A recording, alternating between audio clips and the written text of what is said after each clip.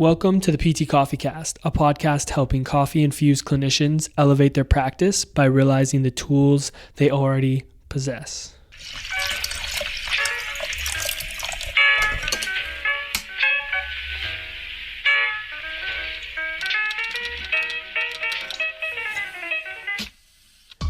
What's going on, guys? Welcome back to the PT Coffee Cast, brought to you by The Movement. My name is Dalton, and alongside me today is my beautifully bearded friend, William. William, how are we doing today? Can't really complain, man. How about you? Doing well. I'm unsure of how I feel about this plant. It's rather high. I think it probably makes the shot look a little bit better, but it's like blocking my view to you. Yeah, we have to look between the leaves, or I don't know what if would we that just be considered a leaf? What if we do this? That might work. Makes it a little more, direct. This is very uneventful for anyone who's not watching this on YouTube, which most people are listening to this. But we're back, guys, with another episode. We're super stoked to be back. If you guys haven't subscribed to our podcast, make sure you subscribe on your podcast platforms. That way you don't miss out on any new episodes that we put out. If you guys want to see our beautiful plant on YouTube, head over there, subscribe to the YouTube channel, and you can watch all the video episodes there, as well as some other fun videos that we've put out on that channel. And then if you guys are interested, we are hosting a free webinar on overcoming imposter syndrome. We've got some decent amount of people signed up right now. That's going to be happening in a couple weeks here. You can sign up for that in the show notes. There's a link there to sign up. It's all about overcoming imposter syndrome. We're stoked to be putting it on, and we'd love to have you guys. So check that out. And then lastly, if you guys want to learn more about our mentorship, head over to themovementmentorship.com. We're gearing up to hopefully launch another cohort in the summertime. So we're stoked about that. But we're going to get into today's episode. This is attempt number 2 at recording this topic. Will and I recorded the whole video and audio, and it didn't have any sound. So not going to be super effective for podcasting, but we're going to take another stab at it here today. And the topic we want to talk about is the idea of helping our clients transform their mindset around themselves in rehab. And how we think that is probably one of the most important things that we can do for our clients, and how we've seen that be an impact to people having a positive outcome or recovery that doesn't really totally have that much to do with the modalities that we're using, such as exercise or mobility drills, or even if you're using things like manual therapy or some type of other modality. The mindset can be a big barrier to success. So we want to chat a little bit about that.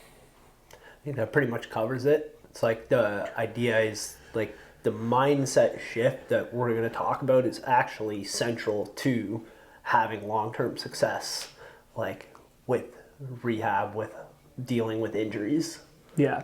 And as Will and I were kind of talking about this topic, which came up just through us ranting here at the clinic about just situations, which is pretty classic of this podcast. But we kind of broke it down into 3 things that we thought really stood out from a mindset standpoint. And the first thing we came to was the idea of shifting your mind to it being a long-term game or a long-term situation. I think like everyone, we want to get rid of this issue or this barrier that's keeping us from being active or pursuing performance, and we want it to go away as soon as possible. But the reality of most cases, that isn't necessarily how it goes. And being able to shift your mind around, okay, this is something that is a long game and is going to take time, and with that comes some other things, I think is probably one of the first steps that is really important for the client to make a shift in. And kind of what we're using for success, what does that mean? It's I think something being not successful is, someone stopping doing what they love, or maybe an activity they're trying, running or CrossFit or whatever, right? And because of an injury, they have this short-term mindset where, okay, I'm going to try acupuncture. Okay, that didn't get rid of it. okay, I'm going to try resting, and then I'm just going to go back. Okay, that didn't work. Okay, now I'm going to go do manual therapy. Okay, now that didn't work. Okay, I'm done with this activity. Yeah. I'm going to do something else, or I'm just going to stop doing that. And like, because of that short-term mindset can really lead to that, I think, versus having a more long-term mindset and finding something that is principles backed and is going to gradually help you, achieve your goals, even if it's not going to, in the short term, immediately promise a result. Yeah, for sure. And I think that is the hard part about rehab. And a lot of people, and I've been here before, I think a lot of people struggle and don't maybe get through that process is because they give, I don't like to use the word give up, but they think that they can't do it because of what you just explained, when what we've learned is that the longer people are able to stick through it and keep doing what they want to do in some capacity and are working on improving their situation, they eventually will get there most of the time. And you have this, your mindset starts to shift when you view it long term as like, what are things I can do now? And like, you can focus on solving that problem. Yeah. Versus continuously trying to find that short-term fix. Yeah. Yeah, and I think just thinking of it now, a lot of it comes to like acceptance of like, this is something that's happened. And then I think the other thing, and we just posted about this on Instagram the other day, and it kind of goes into one of our other thoughts, is like, you didn't do anything wrong because you're injured. Like, you're not bad. You're not a bad person. You didn't make a mistake. Like, you're not wrong. You didn't do anything wrong for like getting injured or having pain. It's just like part of the process. And trying to normalize that, I think, is something we really try to do. Is like, if you're on pursuit of something, like if you're on pursuit of wanting to run a marathon, or you're on a pursuit of wanting to become more active in the gym because you've been sedentary for a period of time, like when you're pursuing those things, you're going to run into some pain, you're going to run into some challenges, and you probably are going to run into some injury. Like this idea that like people don't have that happen, and that if they just start this activity and they start running and then they're just always pain free and they're just, doing their thing, is so not true. Like, I don't think that really ever happens, and to just like normalize the fact of like, yeah, you're pursuing something, and along that journey, you probably are going to come across something like this, a barrier, an injury, a challenge, and that's normal. You did nothing wrong. We need to accept it and then like move forward. But that's, I think, a hard part sometimes. Yeah, it's not likely to be like this person had bad technique or like, something like that, or had the wrong shoe. Yeah. It's and even if it is, like, it could influence it, right? Like, right. But even if that is the case, like, that's just what happens when you're pursuing stuff. Like, I don't think that like, if I know nothing about running and I'm trying to get into running, like, yeah, I might run in the wrong shoe that could be influencing why I have knee pain, but like, that's just what can happen. Well, I guess where I was going with it is like, most injuries come from doing too much too fast. Right. But nobody knows what that means. Right. For you as an individual, where you are, we're all trying to figure out that right sweet spot. And sometimes we get it wrong, and everybody is going to get that wrong at some point. Yeah, I get what you're saying. So it's like so normal, regardless of like, you could have perfect technique, you could have the right equipment for what you're doing, you could write on paper a program that's really good and still get hurt. Right. And that's still so normal. Yeah.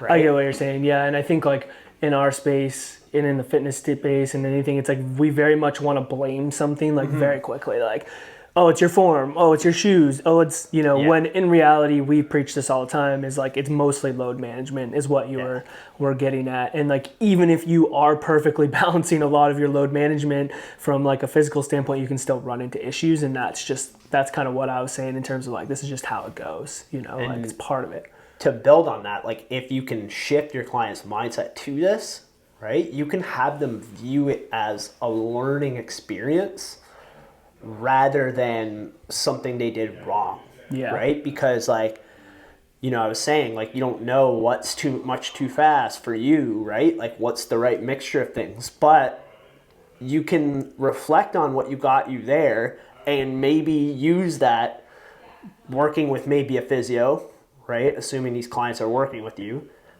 to figure out how could we try to make a better equation next time, right? And so it's like, now that you're done with like trying to, you know, worry about, oh, I did something wrong, you can go into how can I build on this so that I can potentially have a greater stretch of time without being hurt.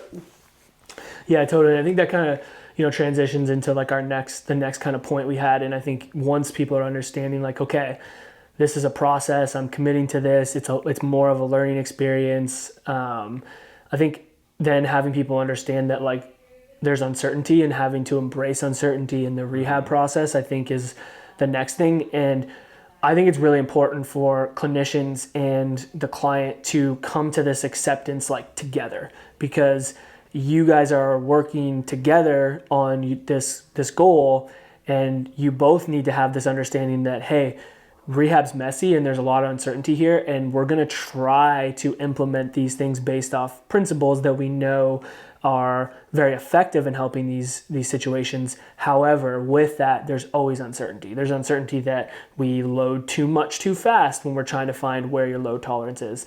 There's uncertainty that maybe your body just doesn't respond to this type of loading or this approach when someone else's has. You could end up doing everything right, and there may still be some pain that is there. And embracing that there is some uncertainty in that and coming to that acceptance, I think, together is like super important.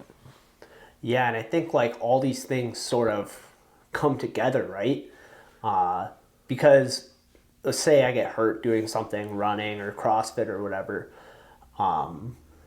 you know, and I take this approach where it's long-term, embracing uncertainty. That's going to really help, because I start going and maybe there's a little bit ups and downs, but I'm trusting the overall process, right? And what can happen where this breaks down is like, you know, week one doesn't go that great. And so I go, this is the wrong approach. I'm going to go try acupuncture, go try this to solve the problem. Now you just took away that progress, right? Versus, okay, a little bit of down for week one. Okay, now week two was a little bit better. Week three, a little bit better. You go 2 months committing to that process, you're going to have some ups and downs, but in a couple weeks or a couple months, you're running a lot more than you were before. The pain is a lot less like interfering with, it's still there, but it's like you're you know, running close to the amount that you were before. You did 12 CrossFit workouts in that time period, and then you keep going through the process. 3-4 months later, you've solved that problem, right? It's had ups and downs. Now you know a lot more going forward, right? And maybe the next year, because you didn't stop training, you're able to set a new personal best that next year, right? Whereas, you know, it may have not gone like that before. So it's really important to help people make these mindset shifts. Because that's what's going to keep them making progress in the overall. Right? Yeah, and I think that's really important, because when you're in it, it's so hard to see the big picture. And like, if you think it's such a long time, but if you commit to like, even let's say 4 to 6 months, let's say, that's long. Like, if you commit to 4 to 6 months of rehab and you're up and down, you're working through that, but on the other end of that 6 months, you're able to make it through the process, and then you're able to train or pursue your goals for the next 2, 3, 4 years without having interruptions, like, that is worth it, right? And like, that is kind of what you want to try to have people see, versus like yo-yoing a lot, where then, you know, that next 2-3 years is a constant battle of like up and down, because you couldn't commit to the long-term process. You couldn't embraced the uncertainty, or that wasn't communicated to you in an effective way to understand that, you know? And if you you really want to help them see over a 10-year period, even if you have 3 issues that you deal with, that may, make 1 year of those 10 years or a couple years of those 10 years, you're not maybe making as much progress. But if you can get through that over the 10 years, you're making so much progress, and way more than you would have if you spent that time just trying to chase those short-term fixes and had that just completely take you out of your activity, right? And so it's helping people arrive at that long-term vision of their health and their performance. Yeah, I agree. And I think it kind of ties into the third thing we've been hitting on it throughout, is that pain isn't always an indication of success. We try to really shift people's mind around that and focus more on function, and what they're doing and what they're accomplishing and how they're tolerating activities, versus solely being focused on pain, because pain is very complex. There's a lot of factors that go into it. And so if someone's solely focused on pain, but not really realizing I was once barely running 1 kilometer and now I'm up to 6K through run walks. I still have a little bit of knee pain, but my function is improving and that tissue's tolerating that way more. That's a very good sign. And continuing to try to help shift the client's mindset around that aspect is super important. And probably one of the more challenging things to do, because I also can understand where, hey, yeah, my function's getting better, but I'm still in pain. I could see how that would be challenging to get over. Totally. And that uncertainty of it, right? Where you're running more, but why did I this one day have so much more pain? Why did that happen? Yeah, and people and I get it. It's frustrating because we've been there, And sometimes there's no that's the uncertainty part of sometimes there's no great answer for that, and that's where it's hopefully you've had that commitment together, and hopefully this client trusts you, and hopefully you guys can lean into this together. And I think the more we can communicate this to the clients, educate them on this, the more likely they're going to be successful in rehab if they come into the process already understanding these things in some sense, and then they're seeing them happen and unfold, versus you're trying to educate them and shift this mindset while they're in it is very, very challenging, but I think that is a massive part of what we do and need to do, because I think if you can teach that mindset to a client, they can have that mindset and carry that mindset through the rest of their life, and they're going to manage all their upcoming injuries way, way better, and probably be more likely to have success long term. Yeah, and perceive it as way less of a threat. Right, if this happens again, it's okay, cool, this is okay, I can manage this, or maybe they're discovering it earlier in the process, it's popping up and they're addressing it earlier than they did the last time. We see this with clients that we see on a returning basis. I just had a client come in yesterday, actually, who was someone who understands this, and our interaction in that session was so much better because she's oh yeah, I get this makes sense, I understand, she's not catastrophizing, and then boom, we're able to go. She's still coming here for help because she has an injury that she's unable to manage, but she came a lot sooner and is a lot more in a good mindset around how we can take care of this, versus the last time I saw this individual, it was very much in a panic state, freaking out, not really sure about things, and that's huge. Yeah, developing that relationship, and gradually, maybe each time that person has an occurrence of a new injury, you're just helping them shift towards that mindset a little bit more over time, so that they can arrive at that. That's really where you want to be. Yeah. Sweet. I think that's good. Cool. Yeah. Got the audio this time. Got hopefully. the audio. Yeah, fingers crossed. Yeah, let us know what you guys think. What do you think goes in what do you think, involves the mindset of a client and what type of shifts you're trying to make? Let us know what you think, if you agree, disagree, all that fun stuff. Make sure you subscribe to the podcast on your podcast platform. Make sure you head over to YouTube, subscribe there so you don't miss out on any of our video episodes. If you guys want to join us for our free webinar about overcoming imposter syndrome, you can do that in the show notes of this episode. And then check out themovementmentorship.com to learn all things mentorship. But that's all we got for today, guys. As always, stay caffeinated. Peace.